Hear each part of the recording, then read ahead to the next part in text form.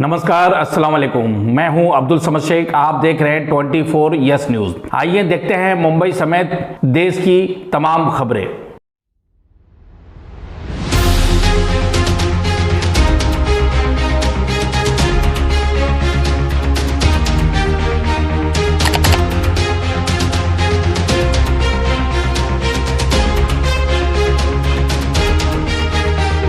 अमजद मलिक साहब, रमज़ान मुबारक की पुरखुलूस मुबारकबाद। राज ठाकरे जो मनसे के नेता है, उन्होंने फिर से जहर उगला है। उन्होंने बयान दिया है मस्जिद पे स्पीकर को लेके। क्या कहना चाहेंगे? पहले आपका नाम बोलिए। अस्सलाम वालेकुम। मैं अमजद मलिक, इंडियन यूनियन मुस्लिम लीग बम्बई प्रेसिडेंट, और तमाम मुसलमान भाइयों को और तमाम देशवासियों को हर एक धर्म की रमज़ान की दिल से मुबारकबाद देता हूँ। जी, मसला ये है कि राज साहब ठाकरे एक ऐसा नाम है जो कभी उभर नहीं पाया, जो अपने वजूद की वजह से, अपने भाषण की वजह से कभी नहीं आ पाया। इनकी कभी सत्ता आई थी, 6 या 7 एमएलए आए थे, उनके बाद इसी बयानों की वजह से इनकी पार्टी ख़त्म हो गई। आज जो है माइक का मुद्दा ये लाए, तो ये होते कौन है? इनका क्या वजूद है कि माइक के ऊपर बोलेंगे कि माइक निकाल दिया जाए, या उसके मस्जिद के सामने माइक नहीं निकालेंगे तो अपना हनुमान चालीसा पढ़ेंगे? क्या इनको हनुमान चालीसा पढ़ना आता है क्या? अच्छा, दूसरी बात, ये क्या हिंदू भाइयों के कंधे पे बंदूक रख के क्यों चला रहे हैं?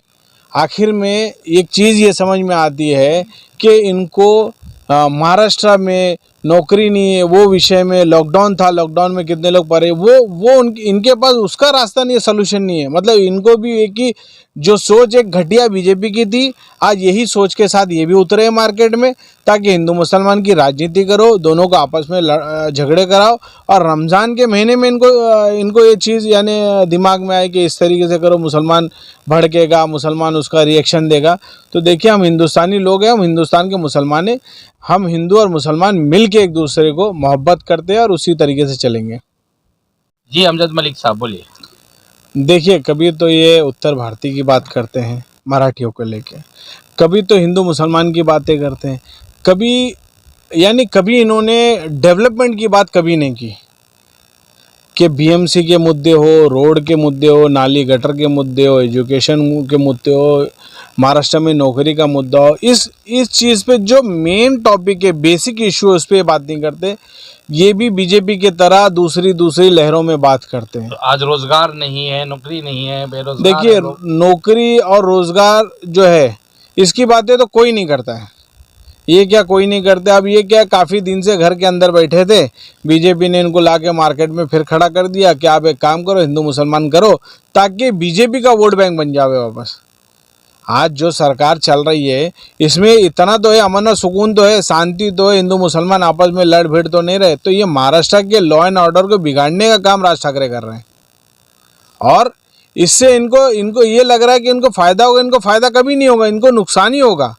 इस कट्टरवाद महाराष्ट्र में उसकी कोई जगह नहीं है। आपको कट्टरवादपन करना है, आप यूपी चले जाओ, यहाँ रहने की आपकी राजनीति करने की ज़रूरत नहीं है। आप यूपी चले जाओ, आप यूपी में आओ, कट्टरवाद योगी के साथ में जितना कट्टरवाद करना है वहाँ जाके करो। महाराष्ट्र में आपकी ज़रूरत नहीं है। ऐसे कितने त्यौहार हैं, मैं किसी धर्म का नाम लेता नहीं हूँ, ऐसे कितने त्यौहार हैं जहाँ डीजे बजाए जाते हैं, ज़ोर ज़ोर से गाने बजाए जाते हैं, बार में डीजे बजता है, गाना बजता है, नेता के प्रोग्राम में पटाखे फटते हैं, डीजे बजते हैं, से शादी में, ऐसे बहुत सी जगह पे इस तरीके का काम होता है। लेकिन मस्जिदी जो पवित्र जगह है, जो मुश्किल से पूरे दिन में अगर 5 टाइम की नमाज होती है तो 20 से 22-24 मिनट ही अजान टोटल है दिन भर में। देखिए, 25 मिनट की टोटल अजान होती है पहले, और दूसरी बात है ना कि मेरे को ये बताइए, आपने जो 25 मिनट बोला, ये 25 मिनट अलग अलग टाइम में टोटल है ना? टोटल है, पूरा दिन भर का एक ब्रीफ है, टोटल 25 मिनट अजान होती है। एक चीज़। दूसरी बात, मेरे को ये बताइए, क्या किसी मुसलमान नेता ने या किसी मुस्लिम ने ये कहा है कि मंदिर तोड़ देगा? क्या किसी मुस्लिम ने ये कहा है कि भाई हमारे यहाँ पूजा होती है, यहाँ मंदिर है, वहाँ से दिक्कत होती है? मुसलमान किसी धर्म के खिलाफ हो ही नहीं सकता। और रही बात, पहली बात तो मैं ये बोलना चाहता हूँ आपके माध्यम से, जो हिंदू और मुस्लिम की राजनीति कर रहे हैं, जो बोल रहे हैं, वो पहले तो एक्चुअली समझना पड़ेगा, आपको हिंदू नहीं है। हिंदू समाज इस तरीके से राजनीति कर नहीं सकता, इस तरीके से दूसरों को बोल नहीं सकता। हिंदू से मुसलमान को तकलीफ नहीं हो सकता, मुसलमान से हिंदू को तकलीफ नहीं हो सकती। ये वो लोग हैं, ये राजनीति के वो लोग हैं जो यानी आज बीजेपी, हाँ क्या जो बीजेपी बुलवा रही है ये वही बोल रहे हैं। ये एक्चुअली बीजेपी के पिट्ठू है।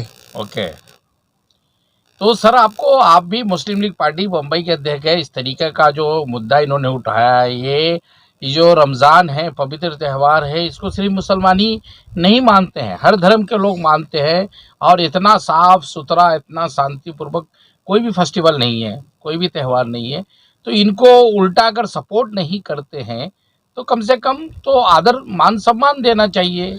देखिए अभी 10 रोजा जैसा हो जाएगा, बीजेपी वैसे ही पंडाल लगाएगी, तमाम मुसलमानों को इफ्तारी बुलाएगी। हर एक पार्टी इफ्तारी के लिए दावत करती है। तो मेरे समझ में नहीं आता है खिलाने का भी और मुसलमानों को पीठ पे खंजर भी मारने का, ये कौन सी राजनीति है। आज आप देखा जाए तो सबको बुलाएंगे। अब देखिए थोड़े दिन में मीडिया में आने का, बीजेपी ने एक बहुत बड़ा पार्टी ऑर्गेनाइज किया है, इफ्तार पार्टी ऑर्गेनाइज किया है, तमाम मुसलमान वहाँ के आलिमों को बुलाया जाएगा, इफ्तारी करा जाए। अच्छा, इफ्तारी खाना खिलाने के बाद खंजर भुगतना, ये जो है ये ब्रिटिश गवर्नमेंट का देन है। आज जो ये सरकार जो चल रही बीजेपी की, ये बीजेपी सरकार नहीं है, ये ब्रिटिश गवर्नमेंट जो चल रही है। ब्रिटिश, वो गोरे अंग्रेज थे, ये काले अंग्रेज है। तो आप क्या गवर्नमेंट से मांग करना चाहते हैं, प्रशासन से, कि इस तरीका से लॉ एंड ऑर्डर का सिचुएशन बिगड़ेगा, लोग नाराज हैं बहुत मुसलमानों में। देखिए मैं यहाँ के प्रशासन से ये चाहता हूँ कि सबसे पहले बात, जो इस तरीके से आपस में झगड़ा लगाना, दंगा फसाद करवाने का जो राजनीति जो करती है गवर्नमेंट, वो कोई भी गवर्नमेंट है और कोई भी लोग, कोई भी नेता हो, उसको जल्द से जल्द उस चीज़ पे एक्शन लिया जाए। नहीं तो हिंदुस्तान का लॉ एंड ऑर्डर बिगड़ने के और महाराष्ट्र का लॉ एंड ऑर्डर बिगड़ने के चांसेस है। ने शायद मीटिंग भी लिया था, उन्होंने भी मुसलमान भाइयों को बुलाया और उन्होंने कहा कि भाई आवाज़ लाउड स्पीकर पे, माइक पे कम रखा जाए, इस तरीके की जानकारी है आपको? बिल्कुल है।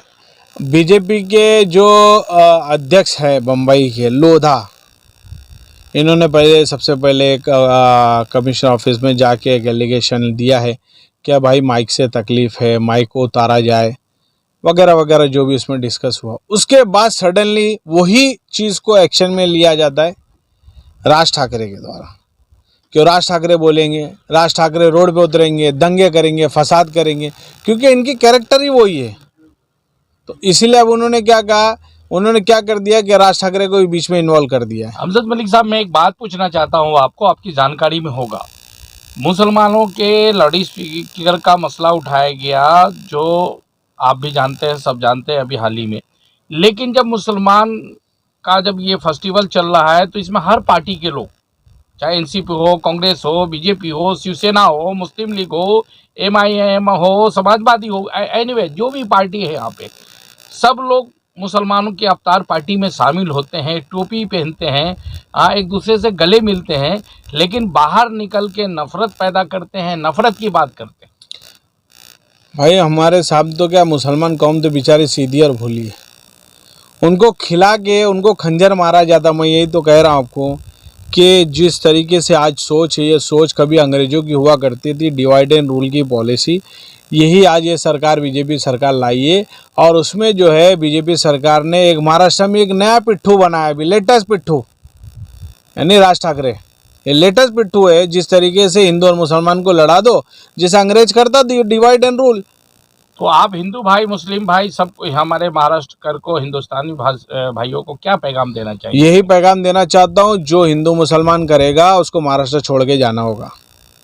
नहीं, यहाँ कोई भी हिंदू मुसलमान करेगा उसको महाराष्ट्र में रहने का कोई अधिकार नहीं। आप महाराष्ट्र छोड़ के दूसरे स्टेट पकड़िए, वहाँ जाके आपका खूब चिल्लाइए। ये महाराष्ट्र में सेकुलर चलेगा, हिंदू और मुसलमान की मोहब्बत चलेगी, दलितों से मोहब्बत चलेगी, ईसाइयों से मोहब्बत चलेगी, सिखों से। यहाँ एकता अखंडता चलेगा। जिसको इस तरीके से डिवाइड एंड रूल की पॉलिटिक्स लाना है, जैसा गोरे अंग्रेज गए थे करके, वैसे ये काले अंग्रेज, तो काले अंग्रेज को भी यहाँ रहना नहीं दिया जाएगा, इनको महाराष्ट्र से बाहर किया जाएगा।